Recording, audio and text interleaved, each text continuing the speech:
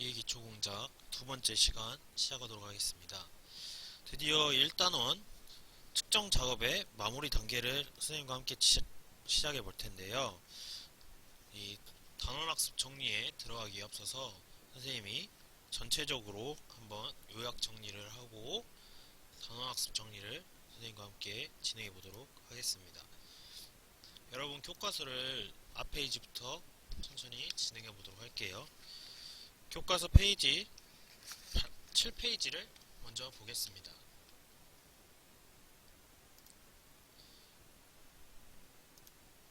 교과서 페이지 7페이지를 보면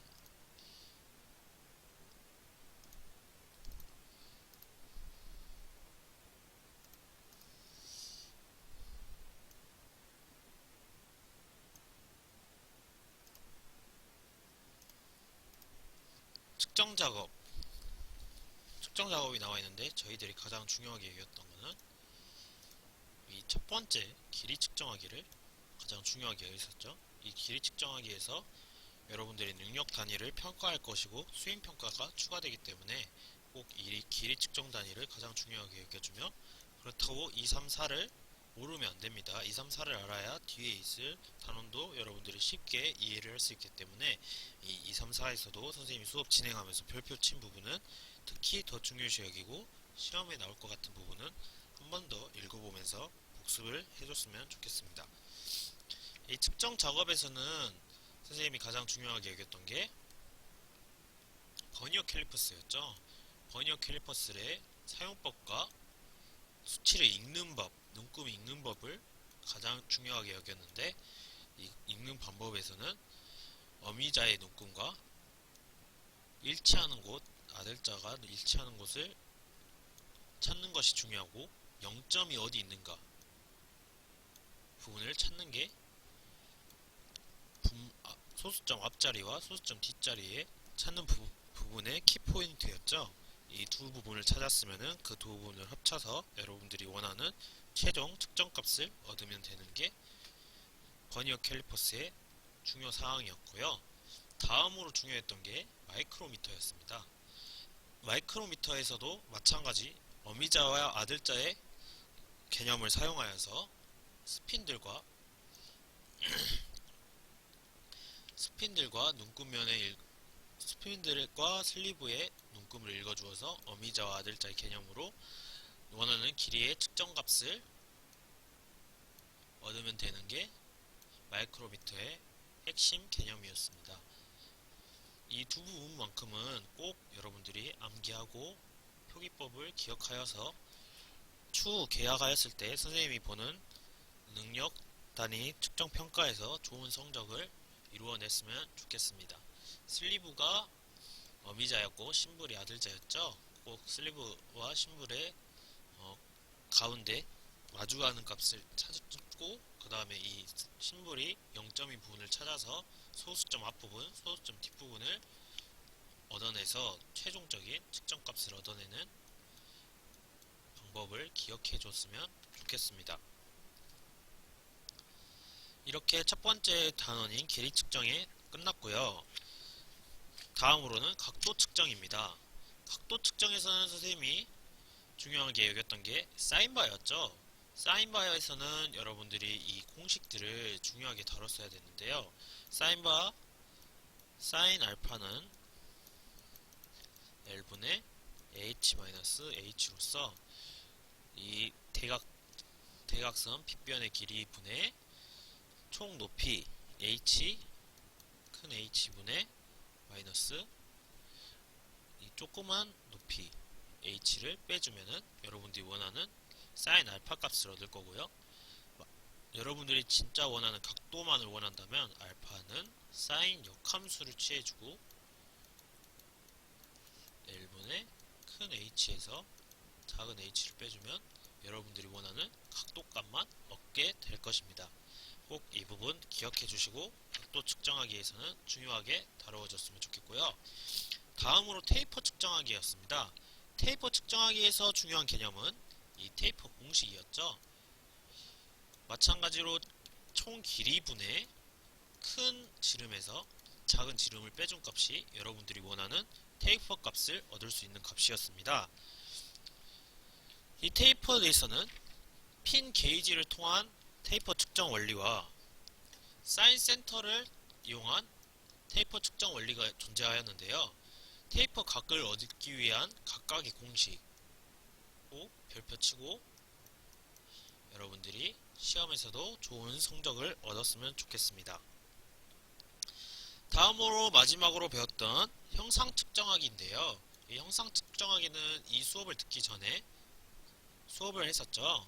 형상 공차의 종류에는 직진도, 평면도, 지운원도, 원통도, 선의 윤곽도, 면의 윤곽도, 평행도, 직각도, 경사도, 위치도, 동심도, 대칭도, 원주 흔들림, 온 흔들림 등이 있었는데 선생님과 함께 중점으로 배웠던 게 진원도였고요.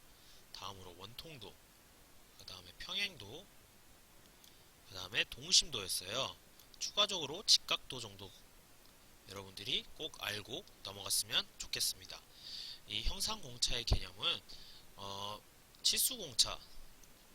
치수공차로만은 여러분들이 나타내주면은 만드시는 분들이 그것의 어떤 형상을 원하는지 잘 모르기 때문에 추가적으로 하는 공차이고, 형상공차는 형상, 자세, 위치 등을 명확하게 규제하고 더 넓은 공차의 영역을 확보함으로써 제품의 조립 불능이나 제 기능을 충분히 발휘하지 못하는 문제점을 보완하고 정밀도와 생산성을 높이기 위해 사용한다는 점 꼭 기억해 주셨으면 좋겠습니다. 다음으로 진원도 공식인데요. 진원도 공식은 매우 간단하죠.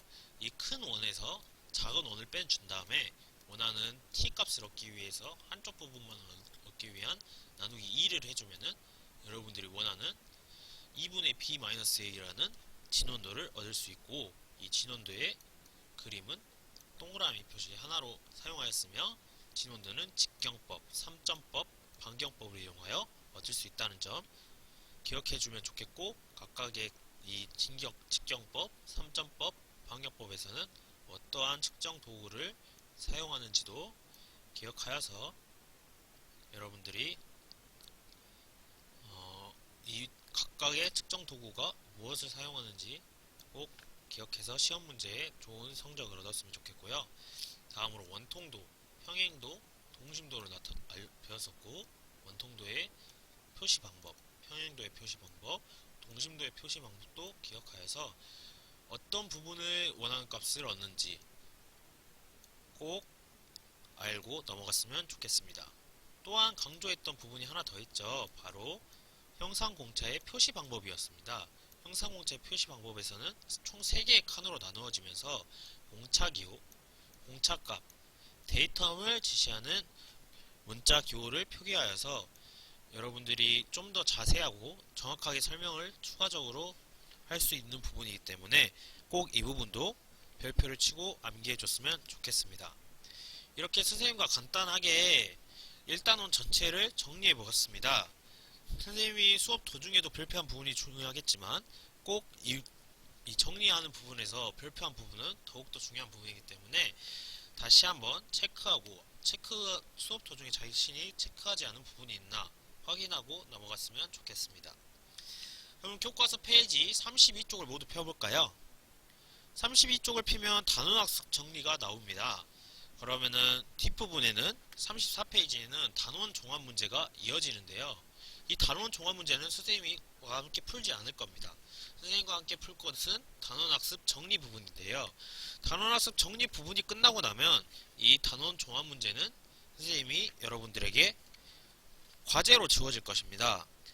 과제로 주어졌는데 개학하고 선생님이 여러분 교과서를 파악해보니 풀어지지 않은 학생은 감점이 주어지기 때문에 꼭 이 수업이 끝났다고 해서 바로 책을 덮고 수업이 끝난 게 아니라 선생님과 정리가 함께 끝나고 나면은 단원 종합 문제까지 풀어서 여러분들이 돌아오고 나면 가산점을 받을 수 있도록 꼭 진행해 주셨으면 좋겠습니다. 그럼 선생님과 함께 단원학습 정리를 진행해 보도록 할 텐데요. 첫 번째, 다음 길이의 측정에 사용하는 측정기와 측정 방법에 서로 맞도록 연결해 보자. 선생님이 중요하게 열었던 게 버니어 캘리퍼스, 내측 마이크로미터가 모두 제시가 되었네요. 먼저 버니어 캘리퍼스, 어느 부분에 이어질지 선생님이 잠깐의 시간을 갖도록 하겠습니다.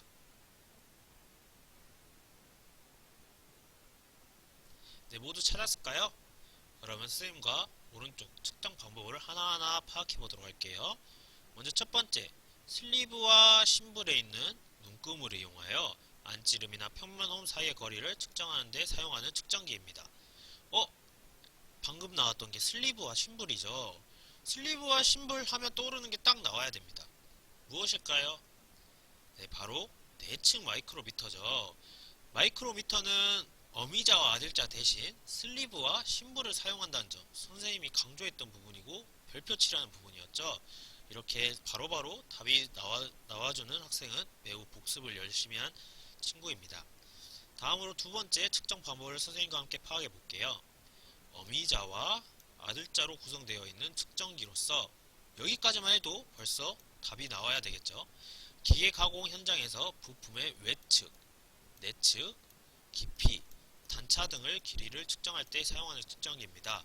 이 앞부분만 보고도 여러분들이 답이 나올 수 있겠지만 뒷부분만 보고서도 답이 나올 수 있도록 복습을 매우 열심히 해줬으면 좋겠어요. 선생님은 기계 가공 현장에서 외측, 내측, 깊이, 단차를 측정할 수 있으며 어미자와 아들자로 구성된 것은 선생님이 강조했던 버니어 캘리퍼스겠죠.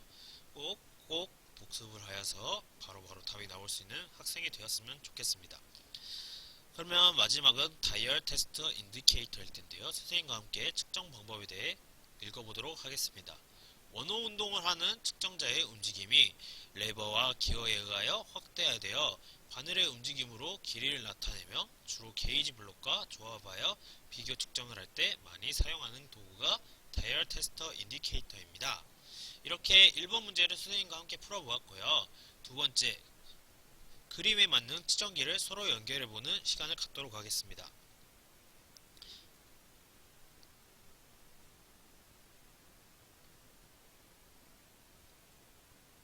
모두 다 풀었을까요?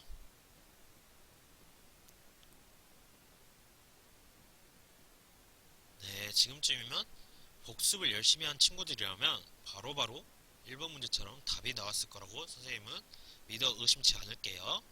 첫 번째, 그림은 무엇을 나타낼까요? 첫 번째 그림은 직각자를 그림으로 표현하고 있어요. 두 번째 그림은 무엇을 나타낼까요? 네, 만능 베벨 각도기겠죠.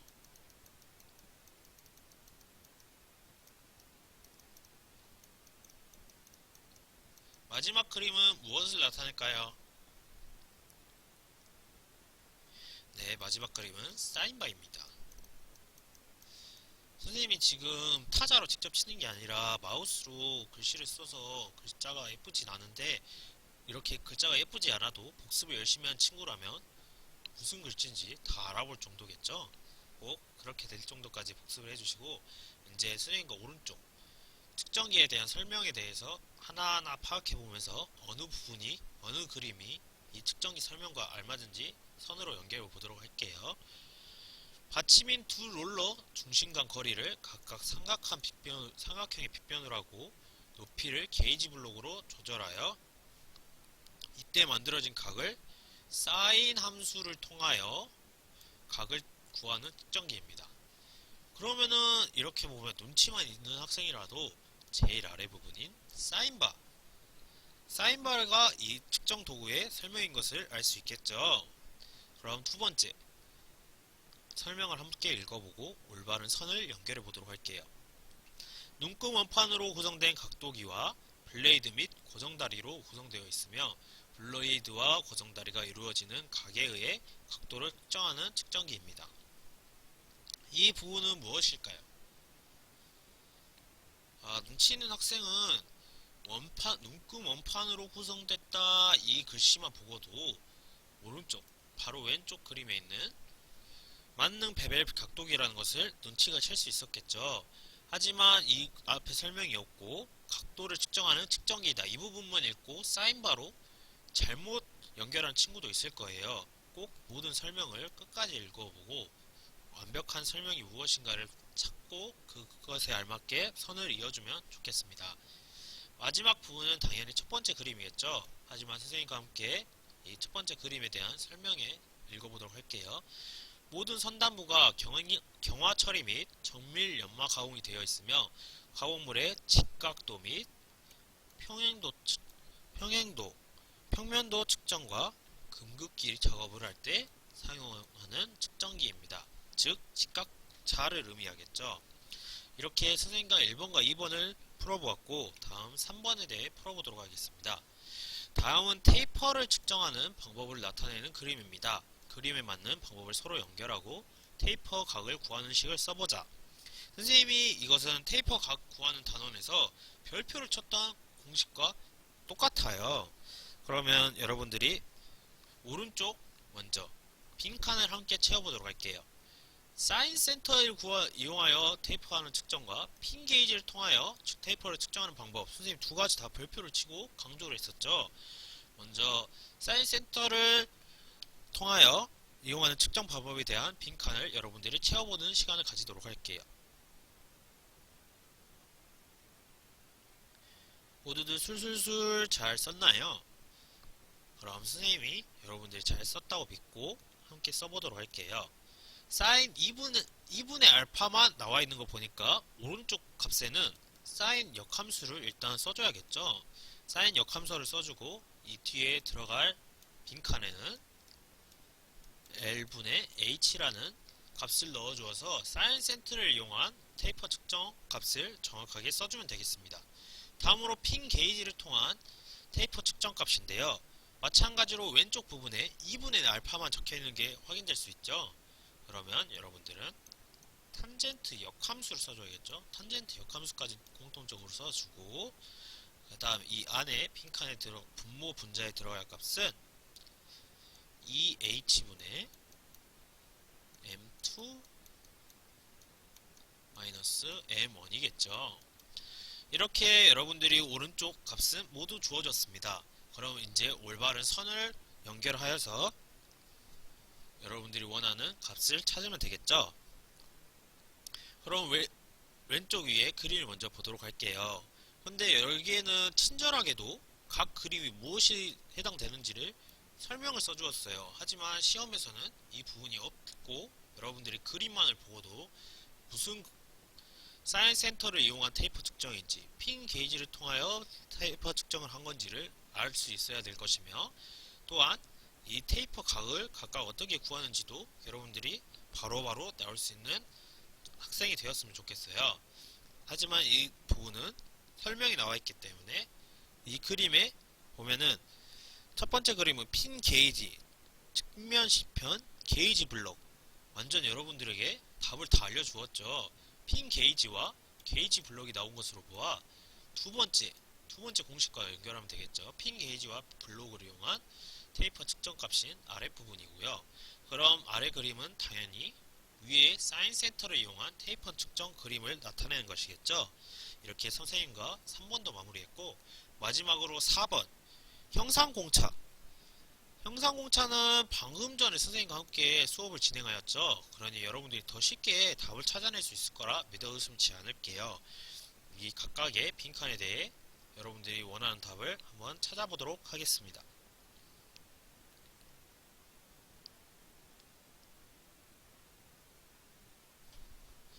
모두 다 잘 써줬을까요?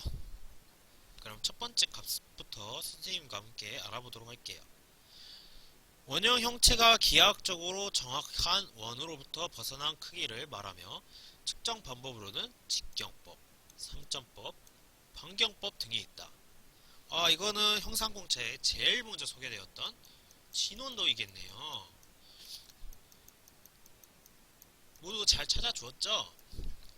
선생님 하지만 이 진원도라는 부분만 맞힌 거에 대한 점수는 50점만 주고 싶어요. 선생님이 나머지 50점은 이 진원도가 어떻게 그려지는지에 대해 또 강조를 하고 있었죠. 진원도는 동그라미 표 하나만 해줘서 이 진원도를 표기해 준다는 점 꼭 함께 기억해 줬으면 좋겠고요. 두 번째 설명에 대해 함께 읽어보도록 할게요. 원통 형사의 모든 표면이 완전히 평행한 원통으로 벗어난 정도를 말한다. 이 부분은 무슨 설명일까요?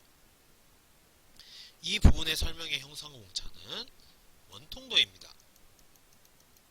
마찬가지로 원통도만 찾은 학생은 50점이 받을 수밖에 없겠죠. 이 안에 들어갈 기호는